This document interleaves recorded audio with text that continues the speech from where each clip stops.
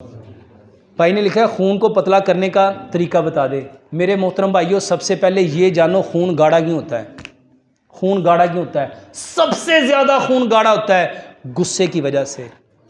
गुस्से की वजह से, गुस्से की वजह। गुस्सा मत करो, गुस्सा मत करो।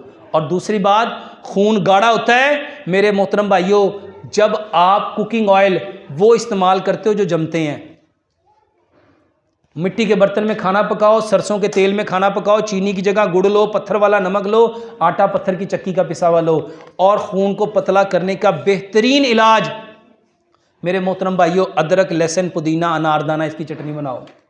अदरक लहसुन पुदीना अनारदाना मेरे मोहतरम भाइयों, दुनिया में सबसे बेहतरीन चीज जो खून को पतला करती है वो अदरक है।